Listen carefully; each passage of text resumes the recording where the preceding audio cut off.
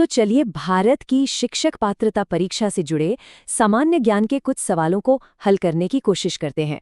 देखते हैं कि भूगोल से लेकर विज्ञान तक इन विषयों पर अपनी पकड़ कितनी मजबूत है। तैयार है? शुरू करते हैं। तो देखिए, ये क्विज 4 हिस्सों में बटा होगा।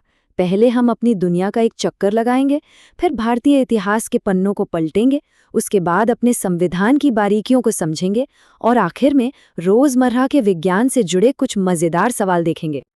चलिए तो पहला राउंड शुरू करते हैं। हमारी दुनिया, इसमें हम नदियों से लेकर ग्लेशियर तक हमारे ग्रह के कुछ शानदार नज़ारों की बात करेंगे।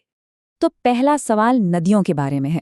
दुनिया की सबसे लंबी नदी कौन सी है, ये तो हम में से ज्यादातर लोगों को पता होता है, लेकिन लंबाई के मामले में दूसरे नंबर पर कौन सी नदी है? सोचिए जरा। जी हाँ, सही जवाब है अमेज़न नदी। जैसा कि यहाँ देख सकते हैं, नील नदी 6650 किलोमीटर के साथ टॉप पर है, लेकिन अमेज़न भी 6400 किलोमीटर के साथ ज्यादा पीछे नहीं है। और एक मजेदार बात बताऊं, भले ही अमेज़न लंबाई में दूसरे नंबर पर हो, लेकिन पानी के बहाव के लिहाज से ये दुनिया की सबसे बड़ी नदी है। अच्छा, नदियों से अब थोड़ा पहाड़ों की तरफ चलते हैं।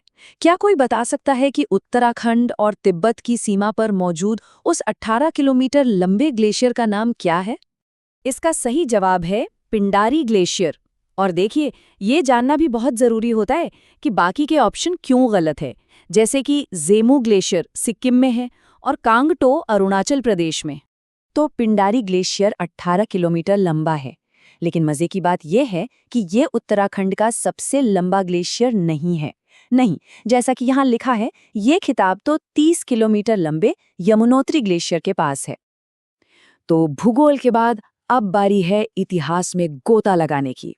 चलिए, हमारे दूसरे दौर में भारतीय स्वतंत्रता संग्राम से जुड़ी कुछ अहम घटनाओं पर एक नजर डालते हैं। ये सवाल हमें सीधे भारत के स्वतंत्रता संग्राम के एक बहुत ही अहम मोड़ पर ले जाता है। साल था 1916 और जगह थी मद्रास। तो सवाल ये है कि वहां होम रूल लीग की नींव किसने रखी थी? और सही जवाब है एनी बेसेंट।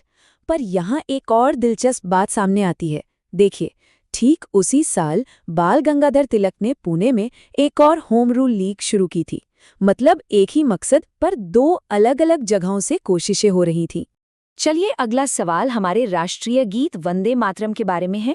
यहाँ 2 बातें लिखी हैं और हमें ये पता लगाना है कि इनमें से कौन सी सही है। और जवाब है कि ये दोनों ही बातें बिल्कुल सही हैं। ये 1875 में लिखा गया था, यानी 2025 में इसके 150 साल पूरे हो जाएंगे। और हाँ, महर्षि अरबिंदो ने इसे सचमुच भारत के पुनर्जागरण का मंत्र कहा था। ये टाइमलाइन इस गीत के पूरे सफर को कितनी खूबसूरती से दिखाती है। 1875 में इसकी रचना हुई, फिर 1882 में आनंद मठ में छपा।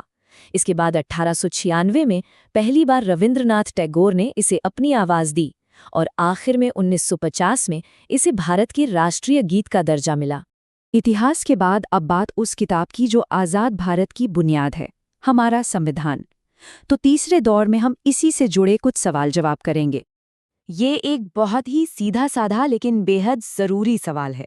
जब भारत का संविधान बनाया जा रहा था तो संविधान सभा का स्थायी अध्यक्ष यानी परमानेंट चेयरमैन किसे चुना गया था? अच्छा, यहाँ तारीखें बहुत मायने रखती हैं। देखिए, 9 दिसंबर 1946 को पहली बैठक हुई। तब डॉक्टर सच्चिदानंद सिन्हा को अस्थायी अध्यक्ष बनाया गया, लेकिन फिर ठीक 2 दिन बाद 11 दिसंबर को डॉक्टर राजेंद्र प्रसाद को स्थायी अध्यक्ष के तौर पर चुन लिया गया। ये सवाल केंद्र और राज्य सरकारों के बीच शक्तियों के बंटवारे से जुड़ा है। हमारे संविधान में विषयों को 3 लिस्ट में बांटा गया है। तो सवाल ये है कि इन ऑप्शंस में से कौन सा विषय राज्य सूची में नहीं आता? और सही जवाब है न्यास और न्यासी। ऐसा इसलिए है क्योंकि ये विषय आता है समवर्ती सूची में, यानी कंकरेंट लिस्ट में। इसका मतलब इस पर केंद्र और राज्य दोनों ही सरकारें कानून बना सकती हैं। अगली स्लाइड इसे और अच्छे से समझाएगी। हाँ, तो ये स्लाइड बात को बिल्कुल साफ कर देती है।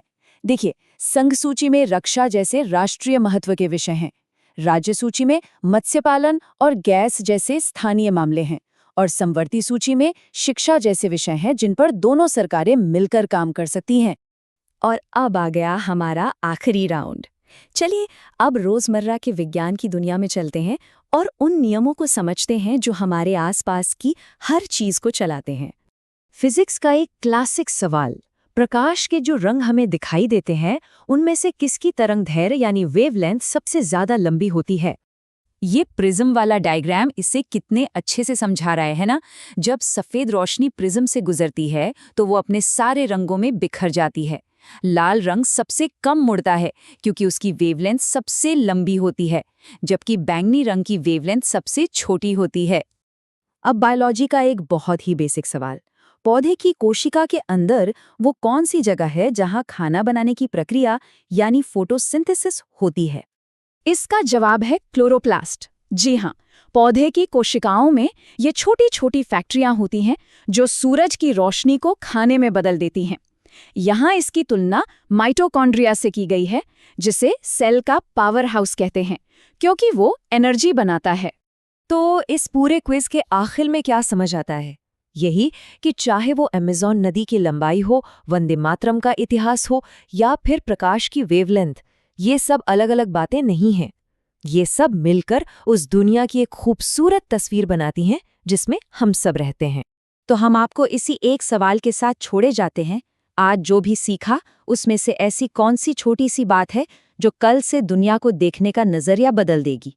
हो सकता है अगली बार इंद्रधनुष देखने पर उसके रंगों की वेवलेंथ याद आए, या शायद इतिहास का कोई किस्सा और ज्यादा मायने रखने लगे। बस सीखते रहिए। यहाँ तक साथ देने के लिए शुक्रिया।